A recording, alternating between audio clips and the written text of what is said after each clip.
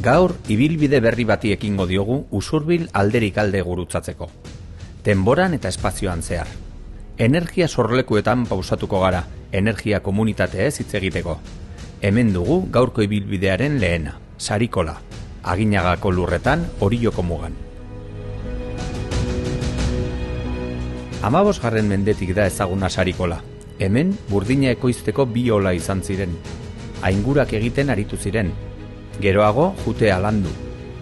Energia, menditik zetorren ura baliatuz lortzen zuten, presa txiki batzuetan ura bildu ondoren.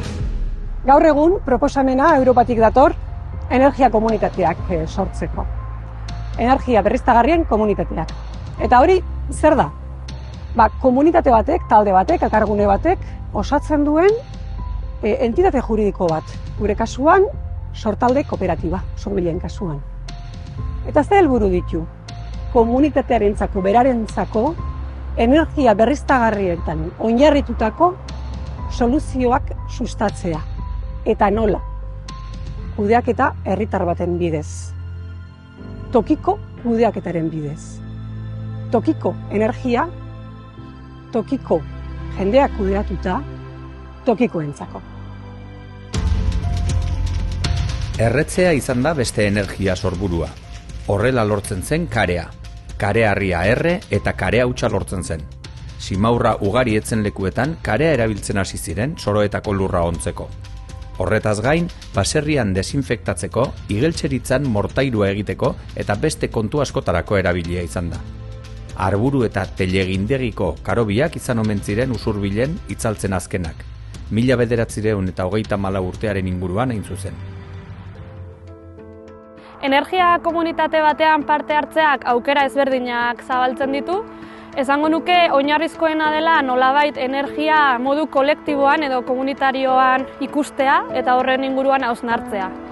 Horren baitan abia puntua nik uste izan behar dula gure energia kontsumoaren inguruan lanketa bat egitea eta alden neurrian hau murrizteko neurriak hartzea.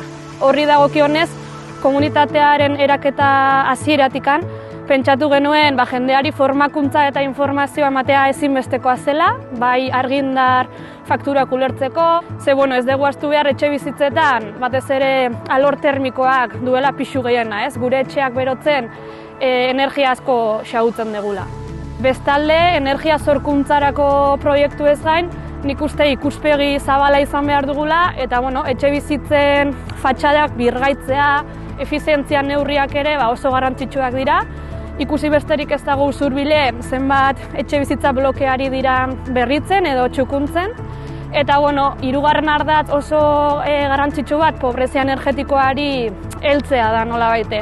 Sortaldek hasieratik izan du hori helburu nagusitzat eta behar gehiago duen horri komunitatearen bidez nahi diogu lagundu ahal den neurrian.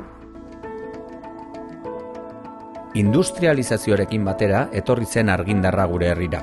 Eta pixkanaka sortzen ari ziren lantegi berrietan, indar hidraulikoari indar elektrikoa nagusitu zitzaion.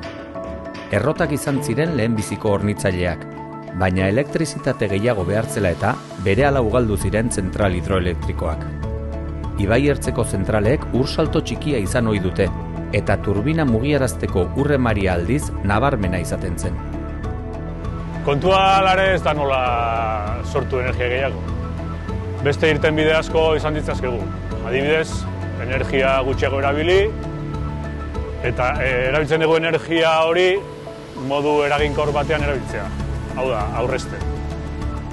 Honi buruz asko hitz egiten dugu, baina oso mantso guaz. Gure aldetik proposamen batzuk ditugu. Adibidez, mugikortasunean, garraio publikoa ugaritzea, maiztasuna gaunditu eta doitzea, bidegorriak zabaldu eta egokitu, eta autoen erabilera partekatu. Etxeko beroketan adibidez, sistema zaharrak berritu eta sistema berrien zabalpena sustatu. Eta aurrezteko modu eta teknika zehatzak erabili.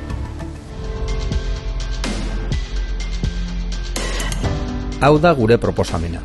Agerialdeko teilatu honen gaineko eguzki panelak, energia elektrikoa sortzeko instalazioa. Udarregi ikastolaren eraikin honen gainean 100 kilobatioko potentzia izango duen instalazioa. Ez zinaztu komunidade hitzak esan nahi duena. Guk egina guretzako eta gure komunidaderantzako. Denon artean egina. Iningun kanpotarrik eta enpresa erraldoirik beharrik gabe. Gure burujabetza bilatuaz.